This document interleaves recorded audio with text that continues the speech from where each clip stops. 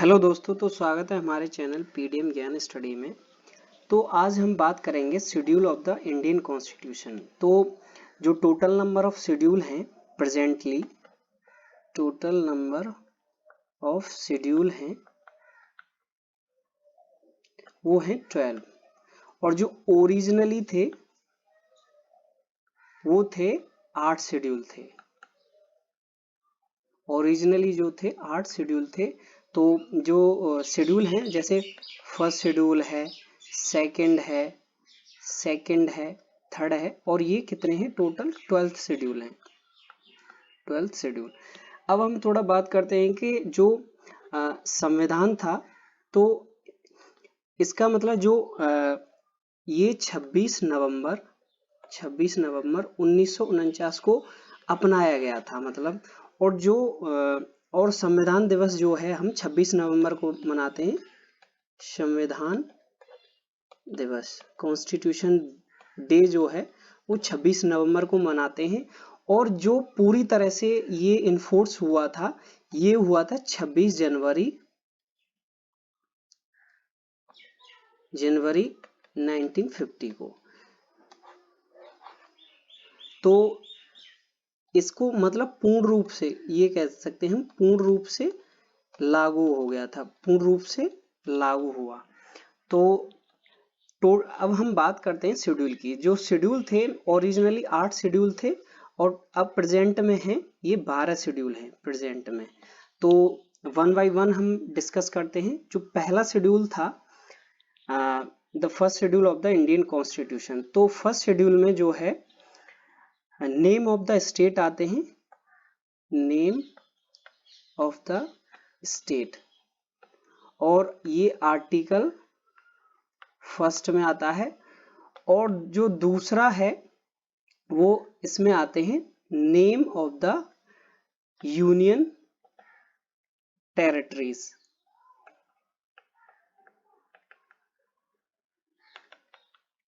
तो ये जो है ये आर्टिकल 4th में आता है।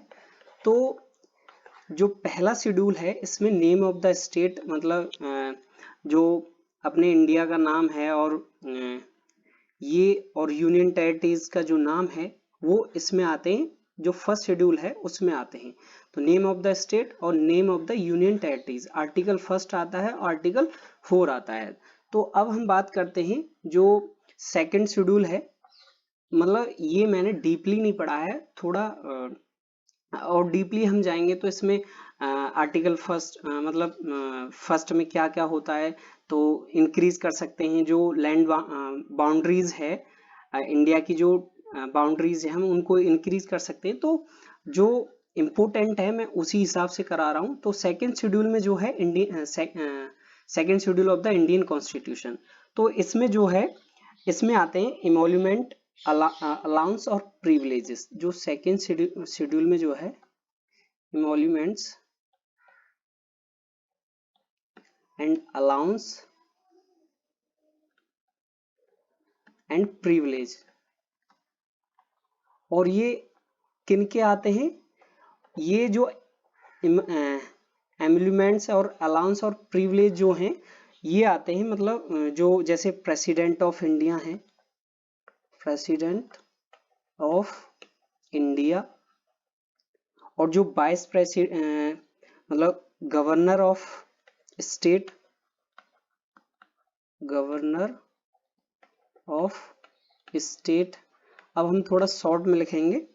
और जो स्पीकर ऑफ लोकसभा हैं, यहाँ मैं खाली स्पीकर ही लिख रहा हूँ, स्पीकर ऑफ लोकसभा हैं, अलाउंस प्रिविलेज जो मतलब अधिकार हैं speaker of Lok Sabha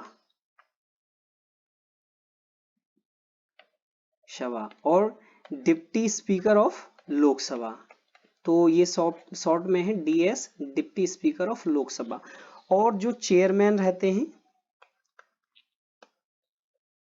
chairman of Rajya Sabha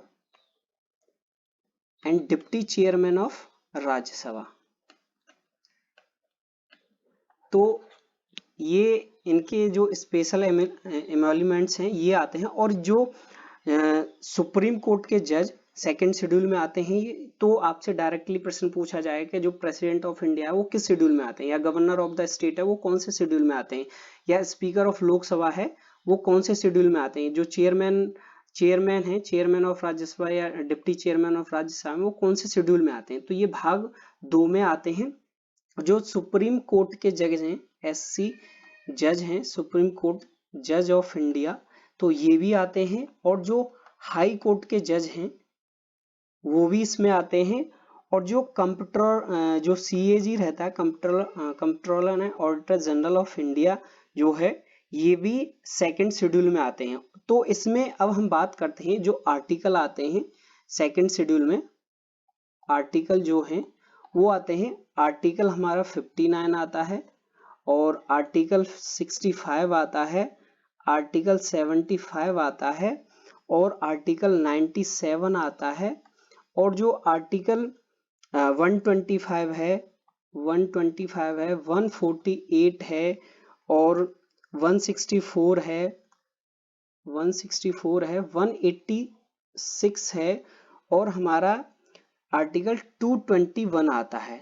तो ये सारे जो आर्टिकल हैं ये किस में आते हैं, सेकंड शेड्यूल में आते हैं। तो और जो सेकंड शेड्यूल में क्या आते हैं, अलाउंसेस एंड प्रिविलेजेस ऑफ, जो जैसे प्रेसिडेंट ऑफ इंडिया है, गवर्नर ऑफ द स्टेट है, स्पीकर हैं, लोकसभा हैं, चेयरमैन हैं, डिप्टी स्पीकर हैं, सुप्रीम कोर्ट के जज हैं। तो इस तरह से ये प्रश्न पूछा जाता है। तो अब हम बात करते हैं जो third schedule of the constitution है उसमें क्या आता है। जो third schedule of the constitution है इसमें जो oath and affirmation,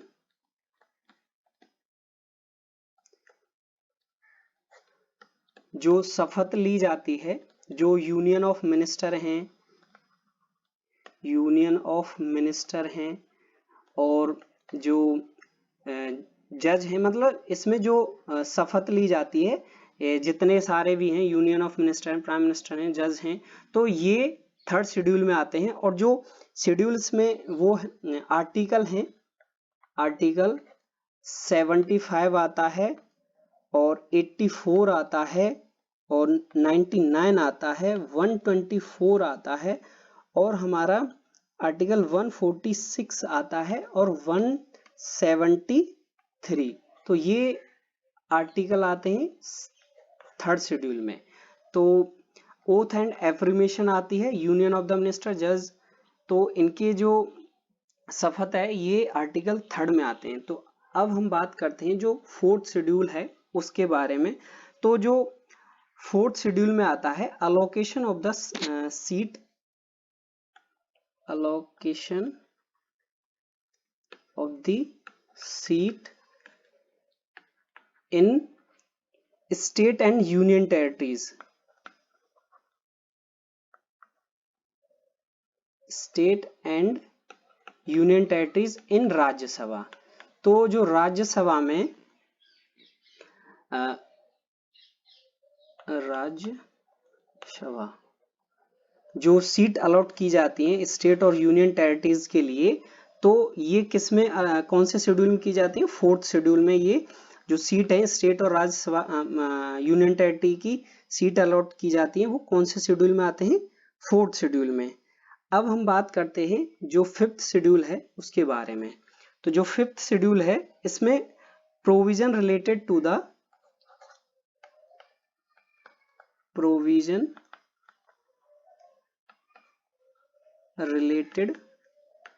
the SC and SC। तो इसमें जो SC ST है उसके लिए प्रोविजन, जो भी प्रोविजन लाए जाते हैं वो शेड्यूल 4 के तहत इसमें प्रोविजन लाए जाते हैं। तो ये फिफ्थ शेड्यूल में होता है। अब हम बात करते हैं जो शेड्यूल 6 है, schedule 6 of the Indian constitution. तो इसमें जो है provision related to the tribal areas, provision related to the tribal areas, और वो भी मतलब जो ट्राइबल एरियाज हैं इसमें जो 4 स्टेट हैं, जैसे असम है, मेघालय है, त्रिपुरा है और मिजोरम है। तो ये 4 स्टेट मतलब ट्राइबल एरियाज में जो इनसे इनको स्पेशल वो दिया जाता है।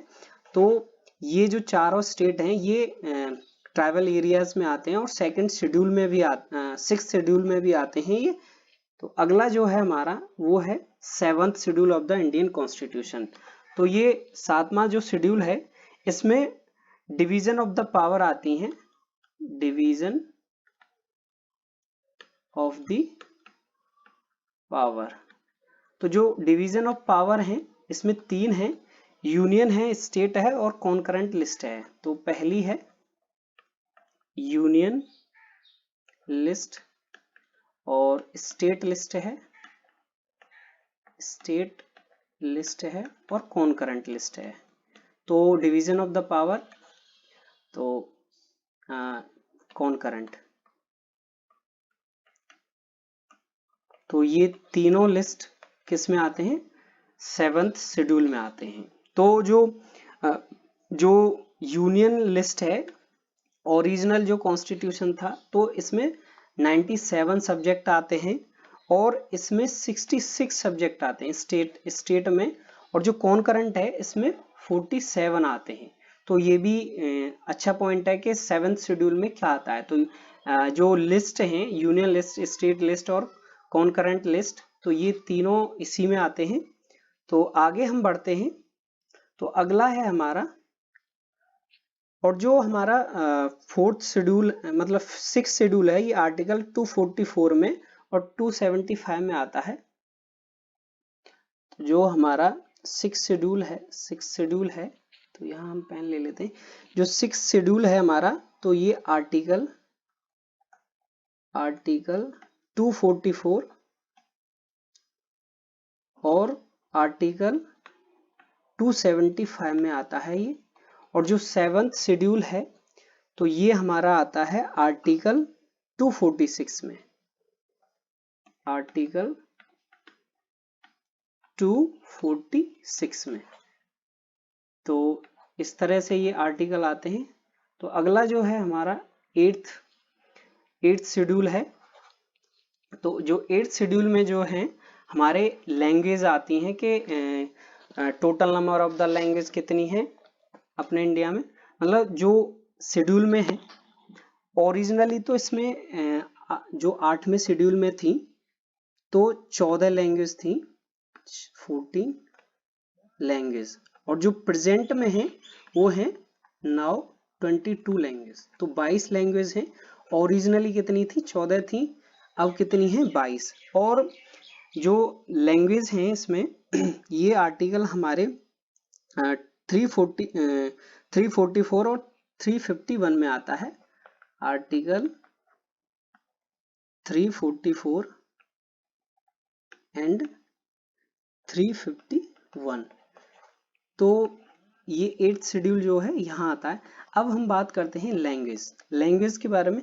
तो इसमें मतलब 4 लैंग्वेज, जैसे 21st अमेंडमेंट एक्ट हुआ था 1967 में, 21st कॉन्स्टिट्यूशनल अमेंडमेंट एक्ट 1967 में। तो इसमें जो लैंग्वेज थी वो सिंधी अपनाई गई थी, सिंधी। तो ये भी एक अच्छा पॉइंट है कि 21st कॉन्स्टिट्यूशनल अमेंडमेंट एक्ट के तहत कौन सी लैंग्वेज को अपनाया गया, सिंधी को। तो कब, 1967 में। तो अब अगला जो है हमारा, तो इसमें कई सारी लैंग्वेज अपनाई गई थी। तो थोड़ा हम यहाँ पेन चेंज कर लेते हैं। तो अगला जो था हमारा 71st अमेंडमेंट एक्ट हुआ था 71st कॉन्स्टिट्यूशनल अमेंडमेंट एक्ट के तहत 1992 में। तो इसमें 3 लैंग्वेज अपनाई गई थी, कोंकणी, मणिपुरी और नेपाली। कोंकणी,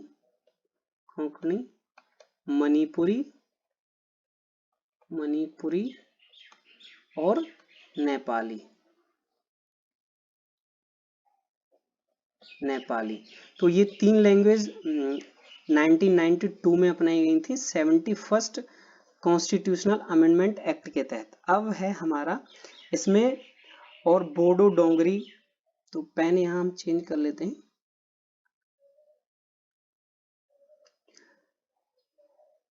ये जो बोडो डोंगरी थी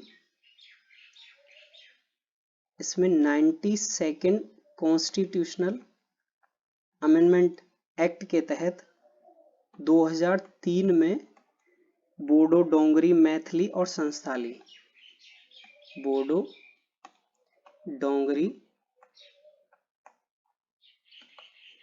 मैथिली और संस्थाली, तो ये चारों लैंग्वेज यहाँ मतलब चारों भाषाएं अपनाई गई थी। तो कौन से में? 92nd अमेंडमेंट एक्ट के तहत। अब है हमारा जो उड़िया थी, पहले जो उड़िया को मतलब उड़िया बोला जाता था, उड़िया, उड़िया को रीनेम किया गया था उड़िया से, उड़िया रीनेम्ड कब? 96 में, 96 अमेंडमेंट एक्ट के तहत। कब? 2011 में, 2011 में। तो आप ये याद रखें, जैसे जो ओरिजिनली 14 लैंग्वेज थी, अब प्रेजेंट में 22 हैं।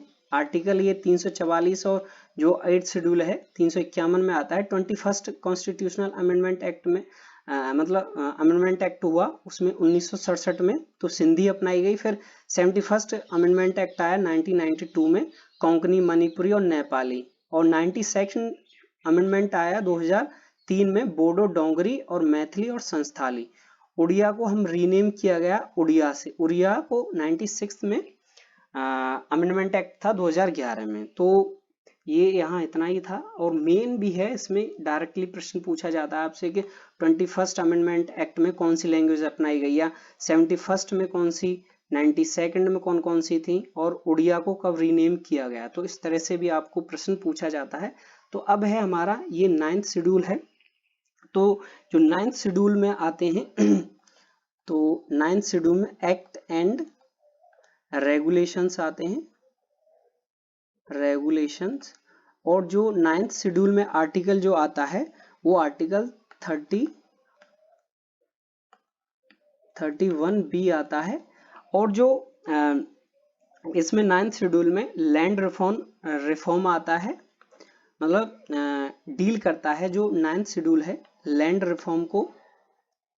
रिफॉर्म्स को और अबॉलिशन ऑफ जमींदारी को,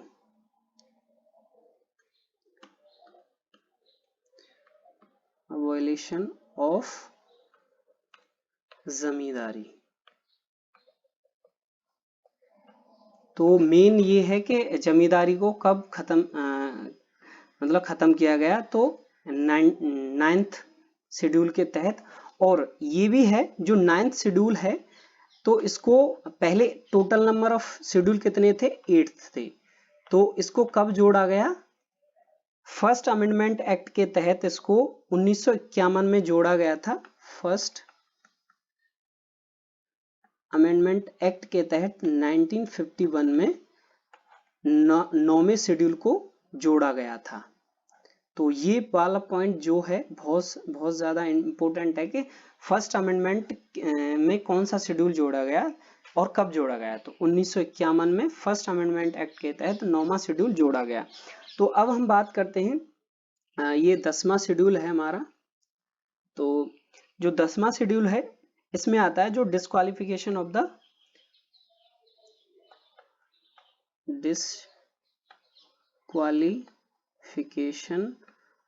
द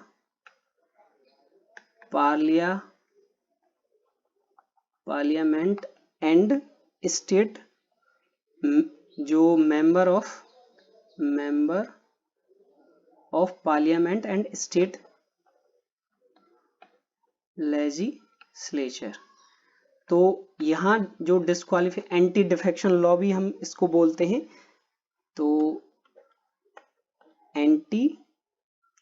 जो 10th शेड्यूल को हम एंटी डिफेक्शन लॉ भी बोलते हैं, लॉ भी बोलते हैं। और इसका जो अमेंडमेंट था ये 52 में अमेंडमेंट एक्ट के तहत 1985 में 52वां अमेंडमेंट हुआ था। और जो 10वां शेड्यूल था ये 1985 में 52वें अमेंडमेंट एक्ट के तहत जोड़ा गया। तो ये वाला पॉइंट आपके लिए बहुत ज्यादा इंपॉर्टेंट है और इसको हम एंटी डिफेक्शन लॉ के नाम से भी जानते हैं। तो और ये जो 10वां शेड्यूल है आर्टिकल 102 में और आर्टिकल 102 एंड आर्टिकल 191 में आता है, 191। तो अब है हमारा 11वां शेड्यूल। तो जो 11वां शेड्यूल था ये जो है मतलब पंचायत से रिलेटेड है, responsibilities of Panchayati Raj system. तो ये वाला जो अमेंडमेंट एक्ट था तो ये 73rd अमेंडमेंट एक्ट था और कब आया 1992 में। और जो पंचायती राज में कितने मैटर आते हैं 29 मैटर्स आते हैं इसमें। तो मेन है ये 24 अप्रैल को जोड़ा गया था जिसको हम पंचायती दिवस, 24 अप्रैल को पंचायती दिवस भी बोलते हैं।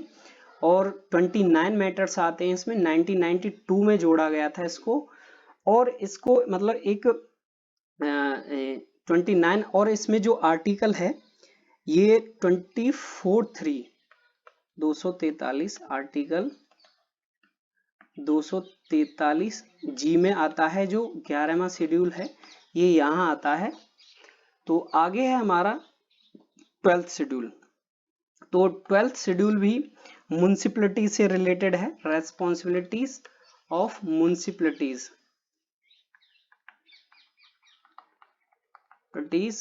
और ये जो है 74th अमेंडमेंट एक्ट था, 74th अमेंडमेंट एक्ट था। तो ये भी 1992 में हुआ था। और इसमें जो मैटर हैं टोटल नंबर ऑफ मैटर इसमें 18 आते हैं, 18 मैटर। और पंचायती राज में कितने आते हैं 29। और ये आर्टिकल 243W में आता है, आर्टिकल 243W। अगर आपको हमारा वीडियो अच्छा लगा हो तो लाइक जरूर करके जाएं। तो आगे हम बात करते हैं। तो ये यहाँ पे हमारा कंप्लीट हो गया। लेकिन आपके लिए एक जैसे हमारा प्रश्न है कि जो मतलब शेड्यूल 6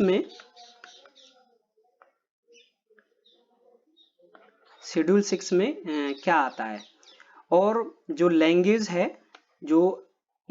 हैं वो कौन से शेड्यूल में आती हैं। ये दो प्रश्न हैं आपके लिए। अगर आपको हमारा वीडियो अच्छा लगा हो तो लाइक करके जाएं और आप हमारे चैनल पर नए हैं तो सब्सक्राइब करें और दोस्तों में शेयर करना ना भूलें। Thank you. अगर आपको हमारा वीडियो अच्छा लगा हो तो लाइक ज़रूर करके जाएं।